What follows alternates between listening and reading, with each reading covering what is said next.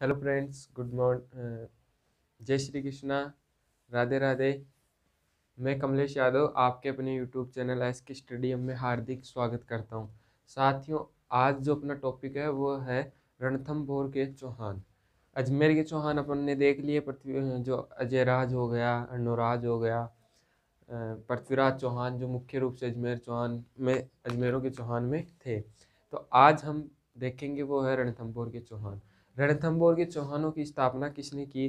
तो वो जो पृथ्वीराज चौहान तृतीय थे, उनके पुत्र कौन थे? गोविंद राज ने की थी। कब की? 1194 ईस्वी में की थी। 1194 ईस्वी में की। और उस समय बात करें तो दिल्ली का शासक कौन था? तो उस समय दिल्ली का शासक था तो वो था कुतुबुद्दीन ऐबक। कौन था? कुतुबुद्दीन ऐबक। और फिर इसमें मुख्य रूप से बात करें तो अनेक जेतर सिंह हो गया, ये आ जाते हैं। तो फिर अपने जो मुख्य रूप से रणथंभौर के चौहानों में आते हैं वो कौन से हैं? तो वो जो हैं विग्रहराज,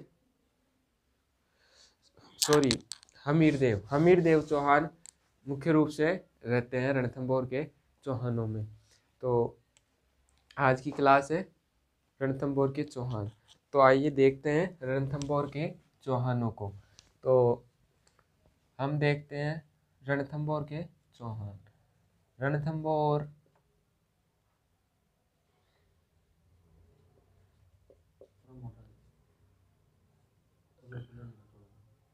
रणथंभौर के चौहान वंश की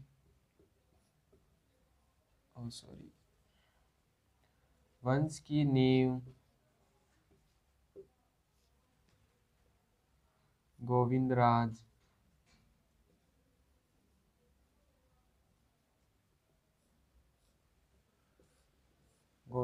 ने 1194 में रखी। अब ये तो बताने की जरूरत होगी नहीं कि गोविंदराज कौन था, कैसे थी, क्या। इसको इनके ही चाचा थे जो पृथ्वीराज चौहान तृतीय के भाई थे, हरिराज।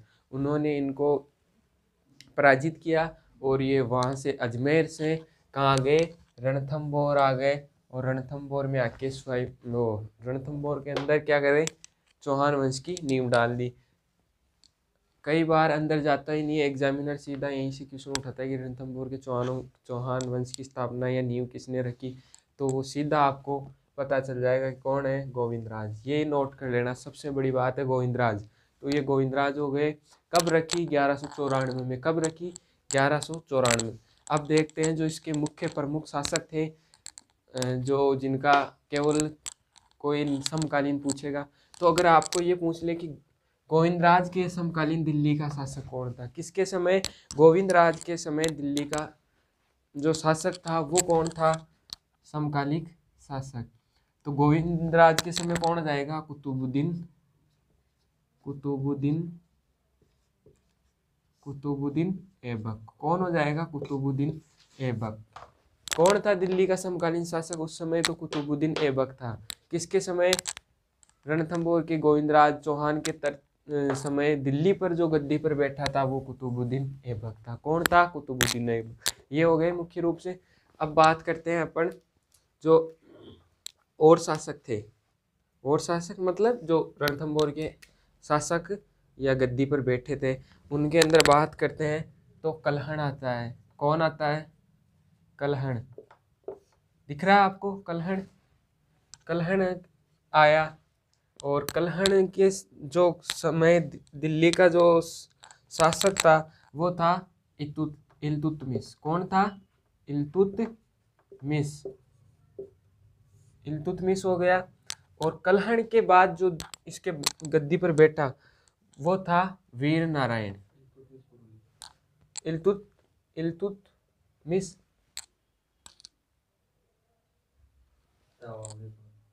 हाँ सॉरी, इल्तुतमिश ये हो गया इसके अंदर। एक मिनट, थोड़ी सी।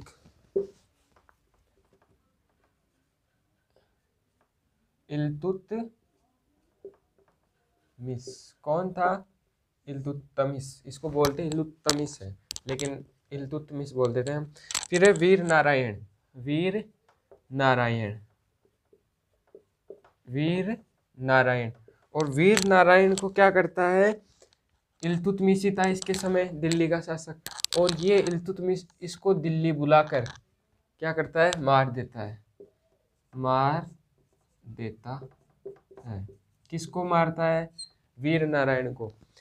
क्वेश्चन आएगा दिल्ली बुलाकर इल्तुतमिश ने किसे मारा, तो किसको मारा, वीर नारायण को। किसको, वीर नारायण को। ये मुख्य रूप से इसी काम में था कि कौन से रणथंभौर के किस शासक को इल्तुतमिश ने दिल्ली बुलाकर उसकी हत्या कर दी थी, तो वो कौन थे, वीर नारायण थे। कौन थे, वीर नारायण। और ये बता दिया कि उसके समय भी कौन दिल्ली का शासक था, इल्तुतमिश था, है ना। अगला है वो है वाघभट्ट। कौन, वाघभट्ट, वाघभट्ट, वाघभट्ट बना। और इसके समय जो शासक था वो था, सॉरी था नहीं, थी वो, क्या हो जाएगा, रजिया सुल्तान, सुल्तान। ये रजिया सुल्तान पूरे भारत की प्रथम महिला शासक बनी थी। कौन, रजिया सुल्तान भारत की प्रथम महिला शासक थी। ये एकमात्र शासक जो दिल्ली पर शासन किया वो लेडी कौन थी, वो थी रजिया सुल्तान, याद कर लेना।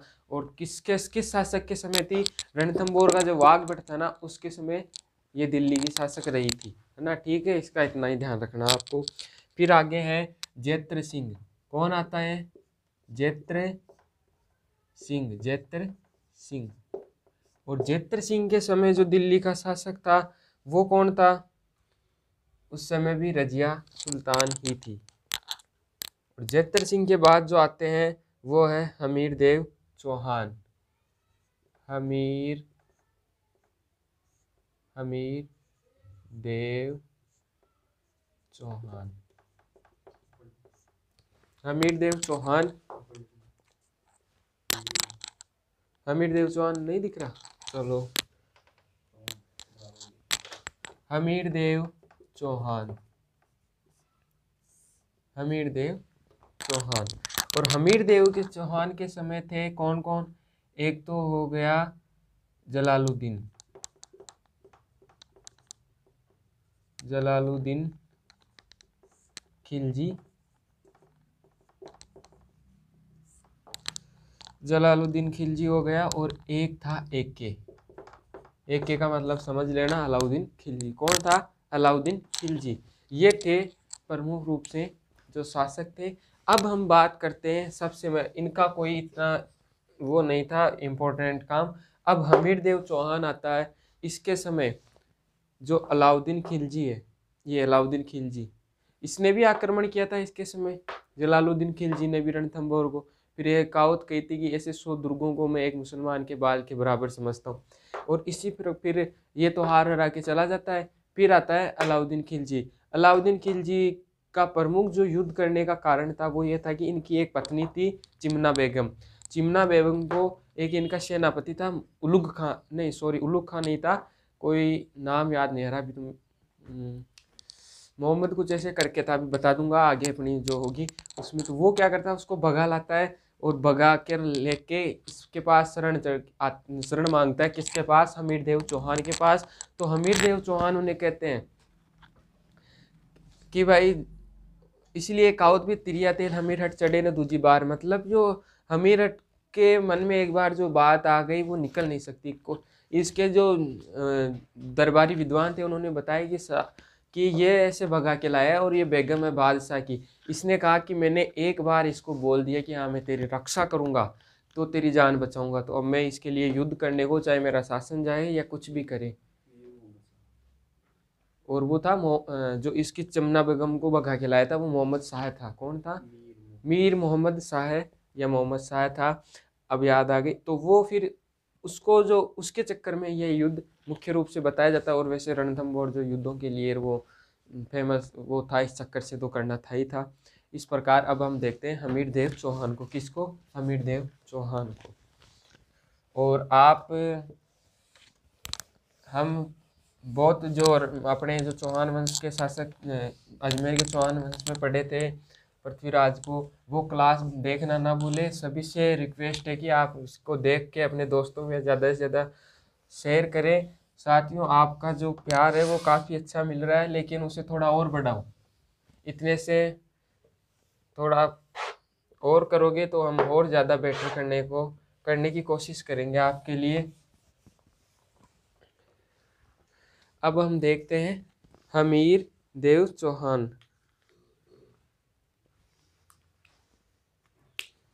किसको देखेंगे अपन? हमीर देव चौहान को। हमीर देव हमीर देव चौहान को। हमीर देव चौहान। हमीर देव चौहान। अब देखते हैं अपन हमीर देव चौहान। हमीर देव चौहान की बात करते हैं तो हमीर देव चौहान जो दिल्ली का शासक बना था वो बना था दिल्ली का क्या, रणथंभौर का शासक बना, वो बना 1282 से लेकर 1301 तक। कब? 1301 तक। 1301 तक, 1282 से लेकर 1301 तक इसने शासन किया। बात करें इनकी पत्नी या जो रानी थी, पत्नी कौन थी इनकी? रंग देवी। कौन थी? रंग देवी। और इनके एक पुत्री भी थी, पद्मा या पद्मला।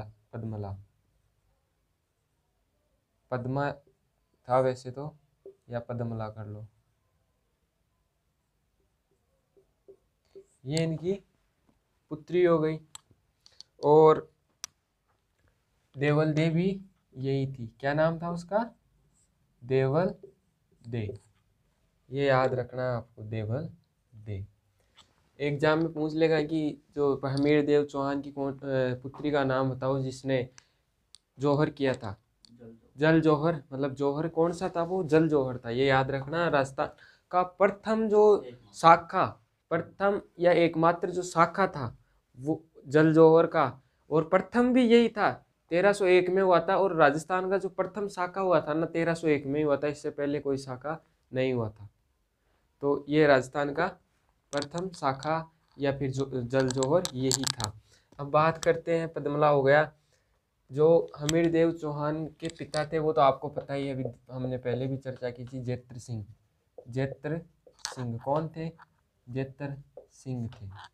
अब जेत्र सिंह के बाद जो आते हैं, इन हमीर देव चौहान की जो प्रमुख काव्य या रचनाएं जिनके बारे में लिखी गई और इनके जो हमीर देव चौहान के बारे में हमें जानकारी प्राप्त होती है, तो वो देखते हैं हम हमीर देव की जानकारी के स्रोत। इनको हटा दूं, आपने लिख लिया होगा, तो डायरेक्ट हम लिखते हैं जानकारी के स्रोत। जानकारी के स्रोत। जानकारी के स्रोतों में देखें अपन, तो सबसे पहले बात करूं हमीर महाकाव्य। एक तरफ रचना लिख लेना, इधर लिख लो रचना, और इधर लिख लेना कि मतलब किसने लिखा या लेखक, है ना। तो अब देखना आप, हमीर महाकाव्य क्या है? हमीर महाकाव्य। हमीर महाकाव्य बताओ किसने लिखी है हमीर महाकाव्य? तो हमीर महाकाव्य लिखी थी, वो लिखी थी नयन चंद्र सूरी। किसने लिखी? नयन चंद्र सूरी ने। तो हमीर महाकाव्य किसने लिखी? नयन चंद्र सूरी ने। और इसी के अंदर हमीर देव चौहान का उल्लेख मिलता है और इनके ऊपर ही लिखी गई थी। दूसरी है वो है हमीर रासो। क्या है? हमीर रासो। कौन सी है? हमीर रासो। हमीर रासो। और हमीर रासो की बात करें तो ये लिखी थी जोधराज ने। किसने लिखी? जोधराज ने। पूछ लेता है कई बार, इनमें से पूछा जाएगा, भी आगे बताएंगे किस प्रकार क्वेश्चन पूछा जाता है। तीसरा है वो है हमीर हट। क्या है? हमीर हट। हमीर हट की जो रचना लिखी जो लेखक है वो है चंद्रशेखर। कौन थे? चंद्रशेखर। चंद्रशेखर हो गए। चौथे नंबर पे बात करें तो वो है हमीर मधवर्धन। हमीर मधवर्धन वर्धन।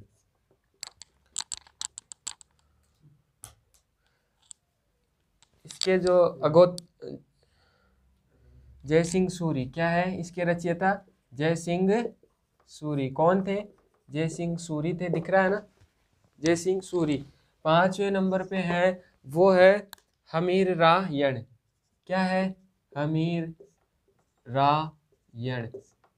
हमीर रायण। और हमीर रायण की जो रचना की थी वो की थी बड़ाऊ व्यास ने। ये वाला है ना हमीर रायण, ये लिखी थी बड़ाऊ व्यास ने और ये कई बार उठाया गया है। बड़ाऊ व्यास किसने लिखी? बड़ाऊ व्यास ने।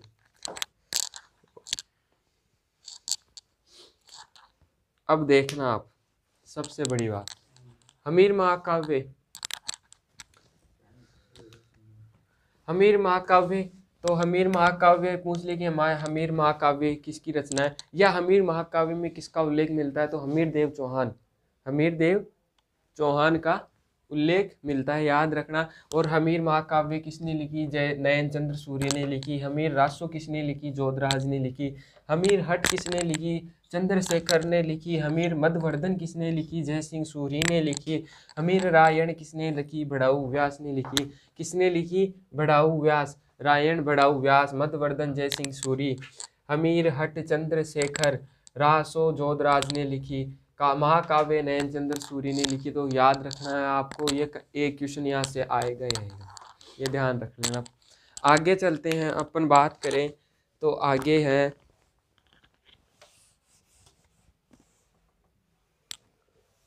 हमीर देव चौहान के। आगे चलते हैं और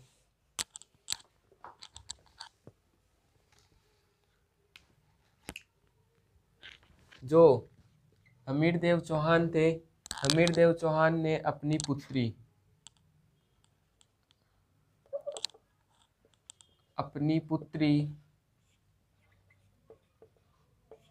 क्या नाम था इनकी पुत्री का? पद्मला या देवल दे? पद्मला। अपनी पुत्री पद्मला के नाम पर, आ गया होगा आपको याद, पद्मला तालाब का निर्माण करवाया। क्या करवाया था? पद्मला तालाब का निर्माण करवाया। और यही तालाब है जिसमें इन्होंने क्या किया था? जौहर किया था। इसी में कूदकर अपना जो जल जौहर था वो किया था। आगे बात करें तो हमीर देव चौहान, आगे हम देखें वो है, अपनी पुत्री का हो ही गया। सर्वप्रथम जो हमें सर्वप्रथम क्या किया था इन्होंने? दिग्विजय युद्ध की नीति अपनाई थी। सर्वप्रथम दिग्विजय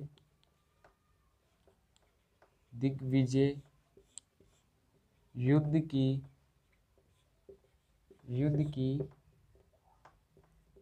की नीति अपनाई। पृथ्वीराज चौहान क्या हमीर देव चौहान थे? उन्होंने सर्वप्रथम कौन से युद्ध की? दिग्विजय युद्ध की नीति अपनाई थी। बात करें इन्होंने क्या क्या किया था, तो इन्होंने है ना भीमरथ शासक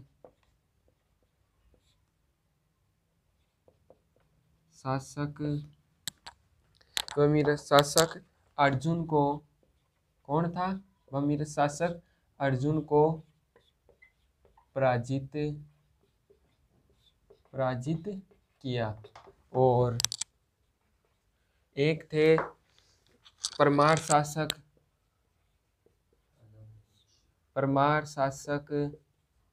इनका तो सुना होगा आपने, परमार शासक राजा भोज को पराजित किया। तो इन्होंने क्या क्या किया, एक तो अपनी पुत्री के लिए जो पद्मला तालाब का निर्माण करवाया था, सर्वप्रथम दिग्विजय युद्ध की नीति अपनाई, भीमरथ शासक अर्जुन को पराजित किया, परमार शासक राजा भोज को पराजित किया। अब बात करते हैं अपन इनके, और एक इन्होंने, और जो ये थे ना परमार शासक भोज को पराजित किया था, दिख रहा है ना, नीचे दिख जाएगा ना, परमार शासक भोज के पराजित करने के उपलक्ष्य में इसने क्या करवाया, भोज को इस युद्ध विजय के उपलक्ष्य में, इस युद्ध विजय के उपलक्ष्य में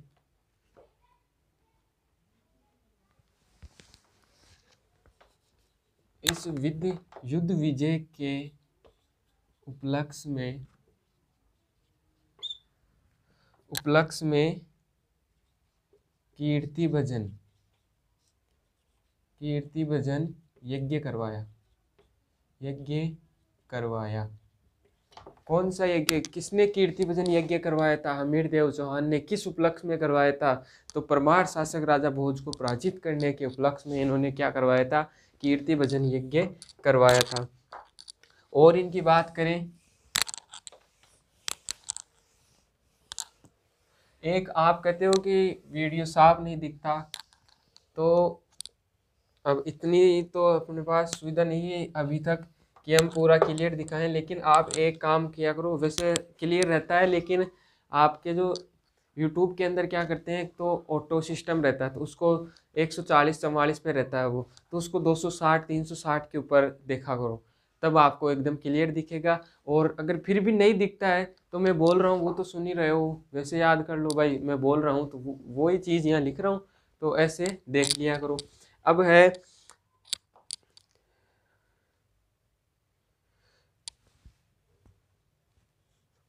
जो ये अभी लिखा था ना अपने, कौन सा कीर्ति भजन यज्ञ, इसका जो कीर्ति भजन यज्ञ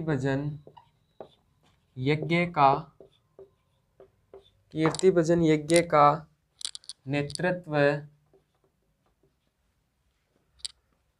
नेतृत्व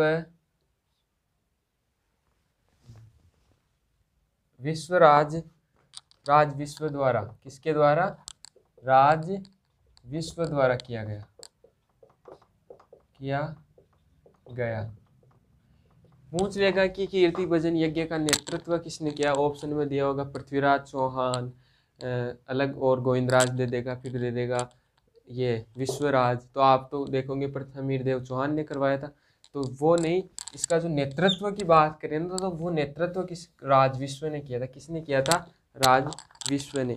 और बात करें इनके बारे में, तो हमीरदेव, और ये मोस्ट है, इसको ध्यान रखना, याद ही करना है आपको, ये बहुत ही ज़्यादा मोस्ट है, वो है हमीरदेव चौहान ने अपने पिता, कौन थे इनके पिता, जत्र सिंह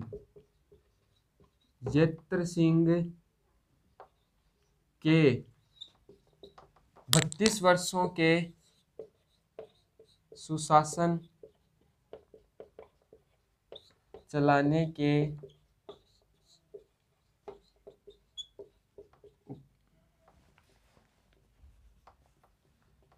के उपलक्ष्य में क्या करेगा, 32 खंभों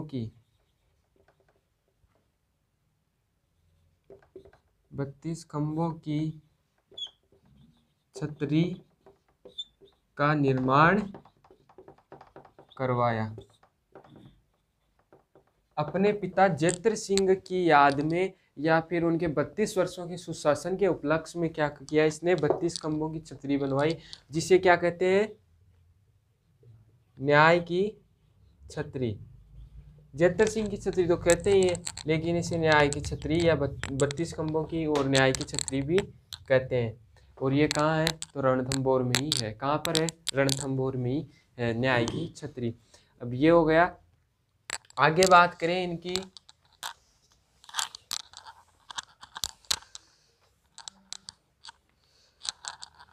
अब आते हैं अपन युद्ध की, हमीरदेव चौहान के प्रमुख युद्ध। युद्ध की बात करें तो युद्ध के अंदर दिल्ली के सुल्तान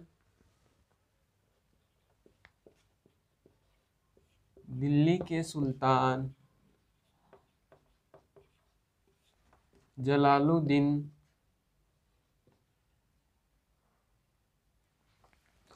दिल्ली के सुल्तान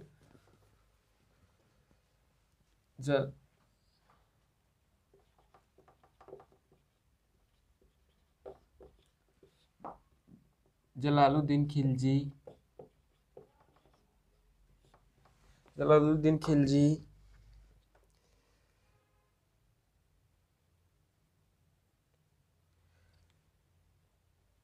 ने जलालुद्दीन खिलजी को जाइन दुर्ग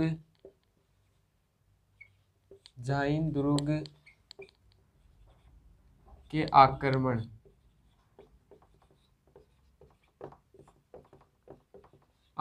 करने पर युद्ध किया।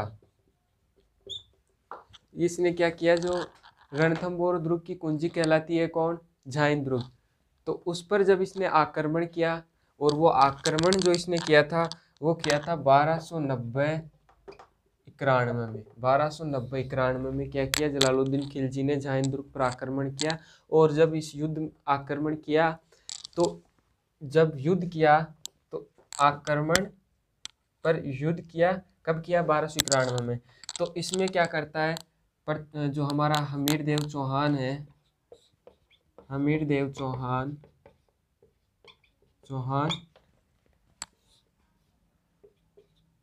और जेके, तो हमीरदेव चौहान की विजय होती है और जलालुद्दीन खिलजी क्या होता है, पराजित हो जाता है।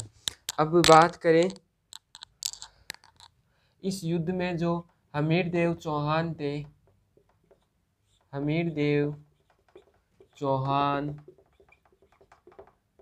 का सेनापति इस युद्ध, वो क्या नाम क्या था उनका, गुरुदास। क्या नाम था, ये याद रखना, गुरुदास। हमीरदेव चौहान का सेनापति गुरुदास मारा गया इस युद्ध में। कौन से युद्ध में हमीरदेव चौहान का सेनापति गुरुदास मारा गया, तो जाइन दुर्ग पर आक्रमण के समय जो युद्ध हुआ था उस युद्ध में मारा गया। कौन मारा गया, गुरुदास मारा गया। किसका सेनापति था, हमीरदेव चौहान का था। ठीक है, ये याद रखना इसमें। और इनकी में बात करें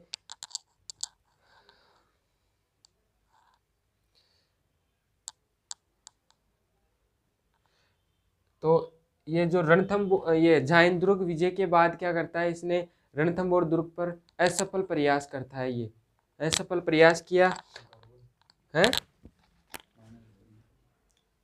जो ये जलालुद्दीन खिलजी था, ये अपने जाइन दुर्ग विजय के बाद क्या करता है, ये पराजित होने के बाद ये वापस क्या करता है, रणथंभौर दुर्ग पर क्या करेगा, ये वापस रणथंभौर दुर्ग के ऊपर असफल प्रयास किया। इसने क्या किया था, असफल प्रयास किया गया। और बात करें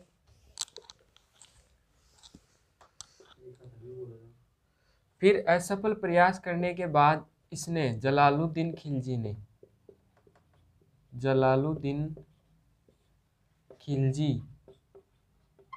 खिलजी ने एक क्या कही, कहावत कही। और वो कथन था, कहावत क्या, कथन कहते हैं उनको। और ये कथन था बहुत ही महत्वपूर्ण। और इस क्वेश्चन एग्जाम में लगभग जो रणथंभौर दुर्ग में आती है तो ये कहावत आती है। और वो जो कथन था वो था, मैं ऐसे 100 दुर्गों को, कहीं 100 दुर्ग मिलते हैं, कहीं 10 दुर्ग मिलते हैं, तो अपने को 100 दुर्ग है वैसे मुख्य रूप से। मैं ऐसे 100 दुर्गों को एक मुसलमान के बाल के बराबर भी नहीं समझता। ये कहावत कौन कहता है? जलालुद्दीन खिलजी कहता है। किसके लिए कहता है? वो देगा आपको ऑप्शन में हमीर देव चौहान, लेकिन हमीर देव चौहान के लिए नहीं कहता है। साफ साफ दिख रहा है ना, दुर्गों को। दुर्गों से मतलब क्या हो गया? रणथंभौर दुर्ग के लिए कहता है कि मैं ऐसे दुर्गों को एक मुसलमान के बाल के बराबर भी नहीं समझता।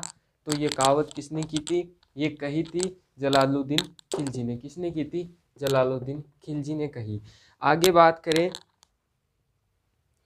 तो मुख्य रूप से जलालुद्दीन खिलजी में यही है। फिर आगे देखते हैं जो अलाउद्दीन खिलजी से युद्ध होता है उसके प्रमुख कारण। अब आता है हमीर देव चौहान।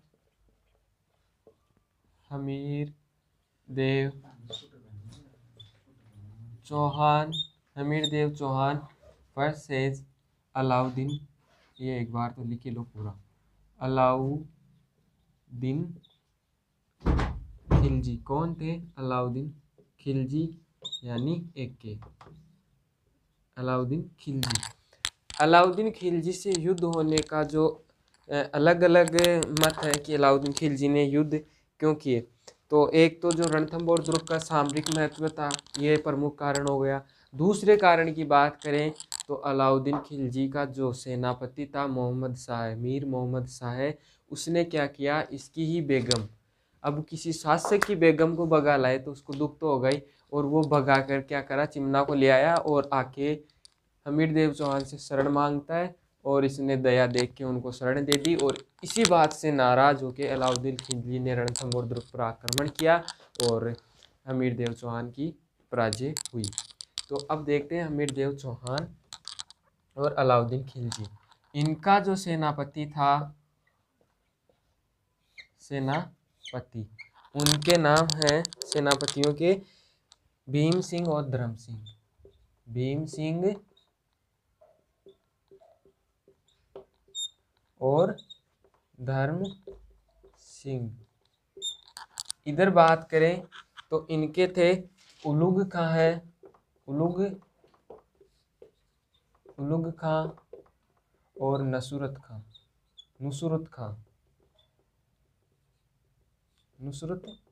खां। ठीक है, इसके सेनापति भीम सिंह, धर्म सिंह, और इसके उलुग खां और नुसरत खां है। वो आगे आएंगे। रणपल और रतिपाल ने इनके साथ हमीर देव चौहान थे उसके साथ विश्वासघात किया था, लेकिन जिसने युद्ध किया था प्रमुख सेनापति थे ये थे, इसके तो थे भीम सिंह और धर्म सिंह, और इसका होगा वो होगा उलुग खां और नुसरत खां है। अब ये युद्ध हुआ था, वो हुआ था 1299 में। ठीक है, 1299 में ये युद्ध हुआ। फिर 1301 के अंदर क्या होगा? इसमें एक चीज और नोट करो, इस युद्ध में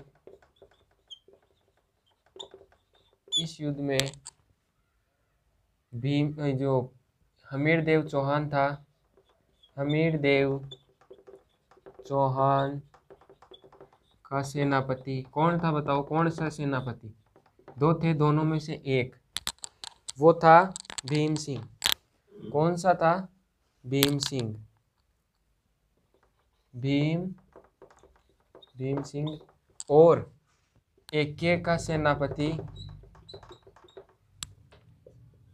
सेनापति नुसरत खां है। नुसरत खां है, मारा गया। ये इस युद्ध में बता रहे हैं कि ये दोनों मरे जाएंगे। और युद्ध ये जो मुख्य रूप से 1299 में स्टार्ट हुआ होगा और 1301 में जब वो साका होगा तब ये युद्ध समाप्त हो जाएगा। इस कारण 1299 में कि अगर पहले पूछ ले कि अलाउद्दीन युद्ध कब हुआ तो 1299 हो जाएगा। और ये जो युद्ध की मतलब कौन से युद्ध में विजय हुई, जो रणथंभौर का युद्ध ऐसे पूछ ले कब हुआ तो 1301 करना है मुख्य रूप से। 1299 में तो ये शायद शुरू हुआ था, ये तो कई इतिहासकार बताते हैं, इस चक्कर से मैंने यहाँ लिखा है। आगे बात करें अपन, इस युद्ध में जो हार का जो प्रमुख कारण था, जीतता हमीर देव चौहान ही, लेकिन हमेशा कूटनीति के कारण अलाउद्दीन खिलजी क्या करता था, सैनिकों को खरीद लेता था। किनको? सैनिकों को खरीद लेता था। और इस बार भी इसने क्या किया, एक हमीरदेव चौहान के 2 सेनापति थे, ये इतने ईमानदार थे, इन्होंने अपनी जान जोखिम में डाल दी। लेकिन हमीरदेव चौहान के 2 सेनापति और थे। सेनापति तो बहुत सारे होते, लेकिन हमीरदेव चौहान के सेनापति रतिपाल और रणपल को, रतिपाल और रणमल को क्या करता है, ये अपनी ओर मिला लेता है। और इन्हीं दोनों के विश्वासघात के कारण क्या होता है, हमीरदेव चौहान पराजित होता है। अगर ये दोनों नहीं मिलते, ये जो गुप्त जानकारियां थी वो हमीरदेव चौहान को नहीं देता, तो ये कभी भी हार नहीं सकता था हमीरदेव चौहान। अब बात करें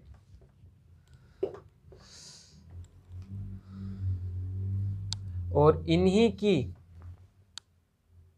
की जो विश्वासघात के कारण कौन, हमीरदेव चौहान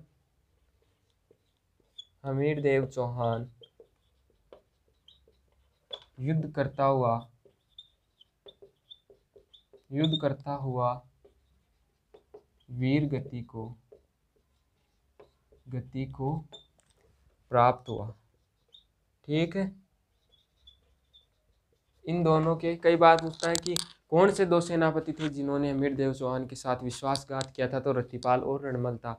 पूछ ले कि कौन सा सेनापति, हमीरदेव चौहान का कौन सा सेनापति युद्ध करता हुआ मारा गया, तो वो कौन था, भीम सिंह था। कौन था, भीम सिंह। पूछ ले रणथंभौर युद्ध के समय अलाउद्दीन खिलजी का कौन सा सेनापति मारा गया, तो नसरुत खां मारा गया था। कौन मारा गया था, नसरुत खां। आगे बात करें अपन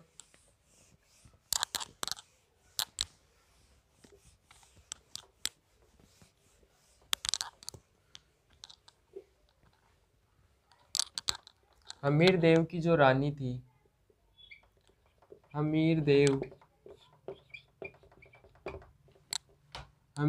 की रानी व पुत्री कौन थी बताओ, वही पद्मला ने जल जौहर, पुत्री पद्मला ने जल जौहर। हमीरदेव की रानी कौन थी, रंगदेवी, ये भी नोट कर लो, रंगदेवी, पुत्री रंगदेवी। और इसने क्या किया, जल जौहर किया। और जो सेना थी उन्होंने क्या कर लिया था, केसरिया कर लिया था। जौहर प्लस, ये याद रखना कई बार पूछ लेता है, जौहर प्लस केसरिया, जौहर प्लस केसरिया करना ही क्या कहलाता है, शाखा कहलाता है। क्या कहलाता है, शाखा। जौहर और केसरिया कर लेते हैं, उसे शाखा कहते हैं। और आपको याद भी होगा जैसलमेर का ढाई शाखा प्रसिद्ध क्यों है, तो वो इसी कारण है कि वहाँ पे केसरिया तो कर लिया गया, लेकिन जो महिलाएं थी वो जौहर नहीं कर पाई थी, इस कारण वहाँ का ढाई शाखा प्रसिद्ध है। ठीक है, और ये जो था कौन सा, रणथंभौर वाला, हम ये रंगदेवी वाला, तो यह राजस्थान का नोट लगाना बहुत इम्पोर्टेंट है। ये राजस्थान का प्रथम शाखा या जल जौहर था। हर बार क्या करते हैं, अग्नि में कूद के महिला, जो राजपूत महिलाएं थी वो जौहर करती थी, लेकिन ये जल में हुआ था। पहली बार कैसा हुआ, जल जौहर हुआ। आग जलाने जितना समय नहीं था, पद्मला तालाब में कूदे और वहीं पे अपनी जान दे दी। ठीक है, तो ये हो गया राजस्थान का प्रथम शाखा। ठीक है, आगे बात करें तो जो युद्ध में पराजित होने के कारण थे, वो पराजित क्या, सॉरी, युद्ध के कारण क्या था, जो युद्ध हुआ, ऐसे कोई युद्ध थोड़ी कर लेता है, कुछ बातें होती है, घर में लड़ाई क्यों होती है, कुछ गलती होती है तभी होती है ना, किसी से गलती हो जाती है तभी लड़ाई होती है। तो यही कारण कहाँ, यहाँ पर था। तो हम देखते हैं युद्ध के प्रमुख कारण। युद्ध के प्रमुख कारण, युद्ध के प्रमुख कारण वो कौन से हैं? युद्ध के प्रमुख कारण, पहला कारण तो ये माना जाता है कि अलाउद्दीन खिलजी की मराठा बेगम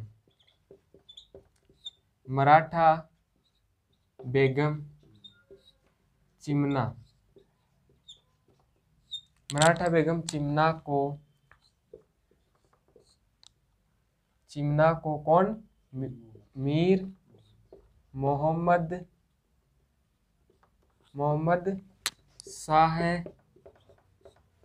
शाह भगाकर रणथंबोर ले आया और उसको क्या की? हमीर देव चौहान ने क्या कर दिया? उस मीर मोहम्मद शाह को क्या कर दी? हमीर देव चौहान ने शरण दे दी। और यही शरण देने के कारण क्या हुआ? अलाउद्दीन खिलजी नाराज होता है कि तू मेरी बेगम को मेरे बेगम भाग के आ गई और तू उन लोगों को शरण देता है, मैं इनको मारना चाहता हूँ और तू इनको शरण दे रहा है। और इसके लिए जो शरण दी थी ना, इसके लिए क्या होता है फिर हमीर देव चौहान को काफ़ी जो इसके दरबारी विद्वान थे उन्होंने समझाया कि भाई आप ये इसको शरण तो दे दी लेकिन वो ऐसे खतरनाक है, वो है। तो ये बोलता है, इसकी एक कहावत प्रसिद्ध होती है, इसका एक कथन है, तिरिया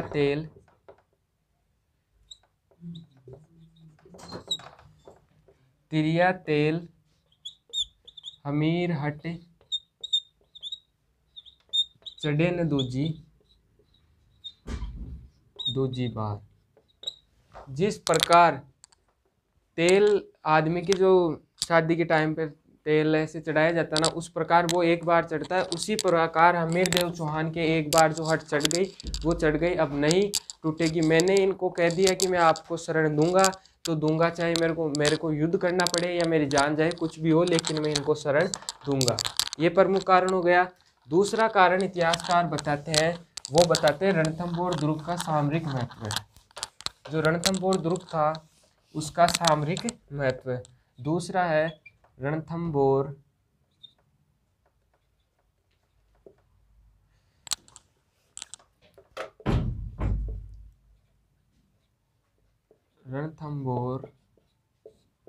दुर्ग का सामरिक महत्व। दूसरा वो है रणथंभौर दुर्ग का सामरिक महत्व।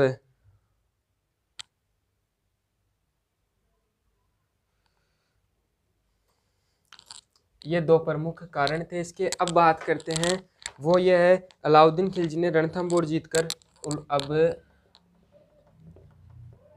अलाउद्दीन खिलजी ने रणथंभौर दुर्ग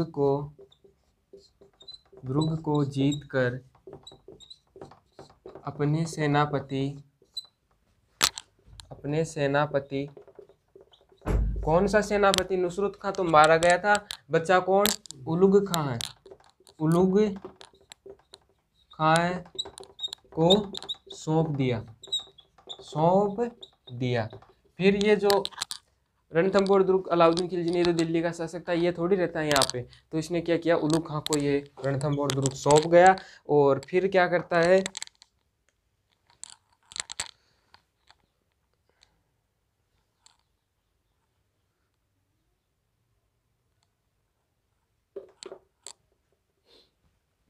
इसका नाम भी बदलता है ना, तो इसका जो क्या नाम, तो शायद इसने इसका चेंज नहीं किया था। और फिर बात करते हैं अपन रणथंभौर के बाद क्या, हाँ, इस युद्ध का, जो रणथंभौर का युद्ध होता, इस युद्ध का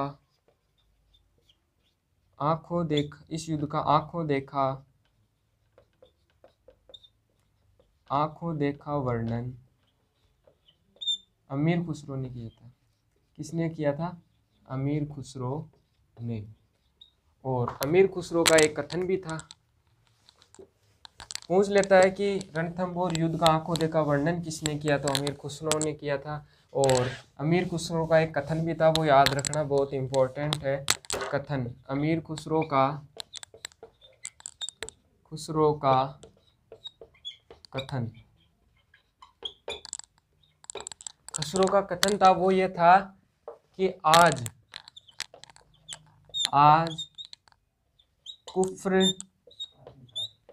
कुफ्र या काफिरों का गढ़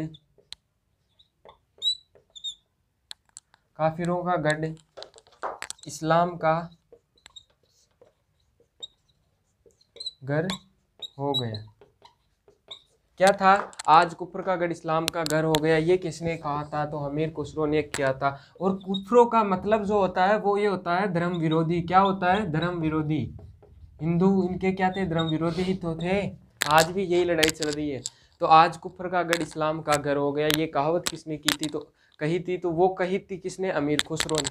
और बात करें रणथंभौर की दुर्ग में, तो ये दुर्ग बख्तरबंद है, बाकी सब दुर्ग नंगे हैं, कुछ ऐसे कहावतें हैं, वो हम जब दुर्ग पढ़ेंगे उस टाइम पे आपको बता देंगे। अभी इसमें इतना ही है। और कहावत मैंने लिखाई दी। और एक चीज़ और है इसके अंदर, वो है कि रणथंभौर दुर्ग की कुंजी, रणथंभौर दुर्ग की कुंजी, रणथंभौर दुर्ग की जो कुंजी है वह कौन है? झाइन दुर्ग। जैसे जालोर दुर्ग की कौन सी थी? सिवाना थी ना, उसी प्रकार रणथंभौर दुर्ग की जो कुंजी है वो झाइन दुर्ग है। तो साथियों, ये रणथंभौर के अंदर मैंने आपको बताया वो प्रमुख रूप से यही था। आज की मतलब जो हमीरदेव चौहान के बारे में बता दिया। आज की क्लास आपको अच्छी लगी, कैसी लगी आप मुझे बताना। कल हम देखेंगे चौहानों के बारे में। अभी चौहान बाकी हैं तो सिवाना जालोर हैं, तो उनमें से देख लेंगे। आज हमने जो देखा वो आपको समझ में आया नहीं आया, कमेंट बॉक्स में बताना। और इसमें कोई मैंने आपके समझ में नहीं आया तो पूछ लेना। बाकी मैंने कोशिश की है अच्छे से समझाने की। आज की क्लास मुझे आशा है कि आपको अच्छी लगी होगी। आज की क्लास में इतना ही साथियों। धन्यवाद। जय हिंद, जय भारत। धन्यवाद।